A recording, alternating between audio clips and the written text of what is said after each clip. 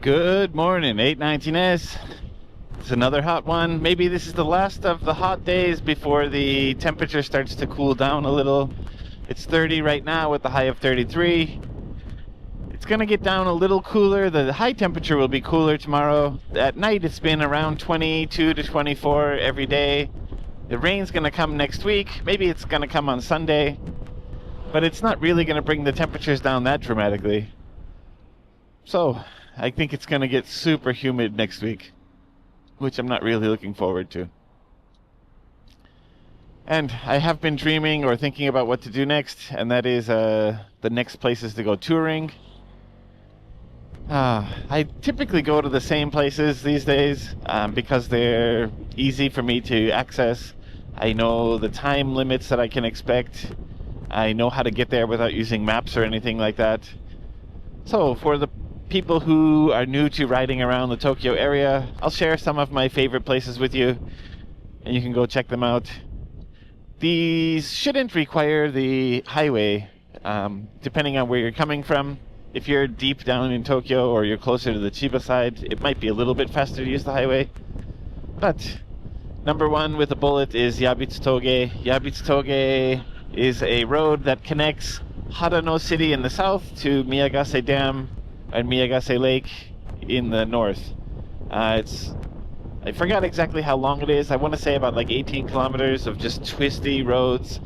It gets really narrow in some places, like just narrow enough that two cars can't pass.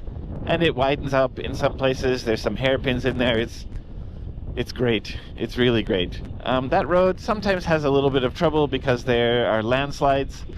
I want to say 5-6 years ago there was a really awful typhoon, and after that typhoon the road was closed for a fairly significant amount of time, and then it seems like every year with heavy rain the road gets closed for a few months to clean up landslides and to reinforce the walls and to maintain the surface of the roads. Part of the road is really clean and beautiful, like new, and then part of it is a little bit ruddy and rough, so you do have to be careful. I don't recommend speeding on it too much. If you want to go 10 over, 15 over, 20 over, maybe you can get away with it, but don't race on that road because there's too many hikers and cyclists. There are too many obstacles and potential dangers, so yeah. Next one then would be the area around Miyagase Dam. Just look at the Google Maps around Miyagase. There's a lot of roads that go all the way around it. And there's a place, I'll try to leave a pin here or something in the comment, or in the comments and in the description of the video, to show the Fureiai, I believe is what it's called. It's a farmer's market that's open in the morning and afternoons, and the parking lot there is a hotspot for bike riders. On the weekends it can get really crowded and really busy with bike riders, so it's a great place to go check out. If you want to just chat with people or look at bikes, just sit down and if you smoke, have a smoke, and if you drink coffee or juice or something, just sit down and refresh yourself. Great, yeah. The next one is Doshi Road. Doshi Road connects Hashimoto to Lake Yamanaka. It's also a really fantastic road. It's probably the one I ride the most these days. It's about 40 kilometers, again, depending on where you're starting from. And it's just really great. Usually single lane in each direction. Twisty and windy, runs along the Doshi River, so you can see waterfalls and rivers and a lot of nature scenery. It's really spectacular. And if you go all the way to the end, you reach Lake Yamanaka, which means just before you reach the end, you can see Mount Fuji pop up behind the trees. It's really good. And then maybe once around Lake Yamanaka and then come back down Doshi Road. That's a typical route for me. Or just go to what is it called? Oh man, it's escaping me right now. But there's a beach, Hirano Beach. Stop there, relax a little bit, have a Pocari Sweat to refresh, and then just come straight back down. Yeah, there's a lot of interesting things around there. If you want to go sightseeing, from there, look up Oshino Hakkai. Oshino Hakkai is kind of a tourist trap, but it's pretty beautiful. I think it's great. There's 8 small ponds of fresh water that are fed from the runoff of Mount Fuji. And there's like a traditional style village around there. You'll find a lot of tourists there, but it's a nice place. And then my buddy Takumi introduced me to a place called Watanabe Udon. Watanabe Udon is really delicious. I wanted to take my family there when my family came last year, but we ran out of time. It is Yoshida Udon, which is a more rare style of udon in Japan. Sanuki Udon is probably the most famous. Yoshida Udon is from Fuji Yoshida City. If you order meat udon, it should be horse meat. It's really good. Don't let the idea of horse meat scare you, just give it a shot. And there's another spice there. Again, it's kind of a rare thing. Not many Japanese people know about it either, called suridane. Suridane is like a local blend of spices that adds a lot of kick to the hoto or udon or something like that. It's too spicy for me. I just put a tiny pinch of it in my soup. That's enough.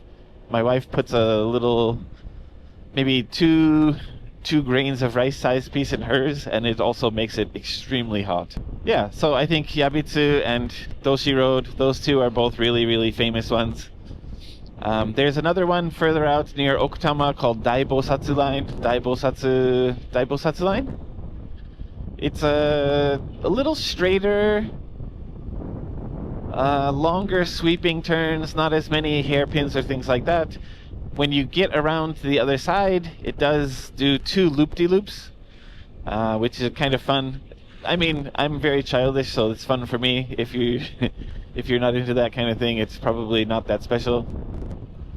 That's going to be a longer trip because you're going out past Okutama, which means you're going to be going as far away from Tokyo as possible, right at the edge or the border of Tokyo. Yeah, it's a longer trip for sure. So that's going out towards Yamanashi Way. Another fun trip to take would be going down Izu, Hakone Skyline you have to pay to use. If you go down the southern route, like Route 1, you can end up in Hakone. There's another Route 2, I don't remember the number off the top of my head, that will take you out towards Hakone Way. It's great, because once you get to Hakone, the mountains, the fresh air, the elevation, it's a lot cooler, it's a lot nicer. And if you start heading down Izu Peninsula, I've gone all the way to the southern tip of Izu Peninsula, and the views there were really, really refreshing. I loved it. Maybe Shimoda is a popular city for people to drive to. It's right at the southern tip of Izu Peninsula. And there's some good beaches, and all along Izu, if you want to go sightseeing, there are strange museums, there are interesting places to visit. There's zoos and places you can do archery and things like that. There's a lot of unique places in Izu. They're definitely trying to build it up as a more tourist area. And there's one last one that's also, again, like Dainbosatsu. It's a little bit childish, but if it's something that you like, it might be interesting. The Nanadaru Bridge. Nanadaru Bridge is a spiral bridge. It goes around in 2 loops, and it's really fun for me to ride. I've gone up it, gone down it, gone up it, gone down it. At the end of the day, it's not really that wild and crazy, but it is something unique and fun. I did ask a local person why did they build it as a spiral bridge instead of a straight incline, and they said because it's in the mountains in winter, it can get cold, sometimes snowy or icy, and a straight bridge would have been slippery or potentially slippery. But if they built it as a spiral bridge, they can keep the angles more reasonable, and you can get up the hill a lot more safely. Plus, little K cars and stuff like that might not have enough power, especially if there's a load in the car, to climb such a steep hill, so they wanted to make it a little bit more easily accessible. And if you go to that area, there's a famous dish called wasabi don, Wasabi don is rice with katsuobushi, which is dried bonito fish flakes, and then a little dab of wasabi on the top. Basically, that's it. It's wasabi and rice with bonito. I haven't tried it yet either. This is again on my list. It's on my list of places to go, things to eat, things to do. But I've had a lot of friends who've had it, and they said it's really delicious. And there's an interesting fact. When you go to the store and you buy wasabi, it's usually not wasabi. It's usually horseradish with green coloring added to it. Even when you go to a lot of like regular sushi restaurants like Sushiro or something like that, it's usually not real wasabi. Real wasabi is really expensive, and it's a little sweeter, it's a little gentler. I think horseradish is typically a lot harsher, a lot stronger of a taste. But, you know, for the sake of a seasoning affordable or more reasonably priced fish, it's probably fine. So if you go to that Nanadaru area, I forgot the actual name of the city, but that place is famous for growing wasabi. Wasabi needs extremely clean water in certain temperatures and conditions, and that place is prime for it. So you can buy fresh wasabi there and bring it home with you. And the wasabi don that they serve there would be real wasabi, not packaged wasabi. Yeah, bust out Google Maps and look for some interesting places. There's a lot of great places you can ride. I hope you can have a lot of great adventures this year and for many years to come. I think that's it for this one. Thank you guys so much for watching, and I will see you in the next one. Ride safe.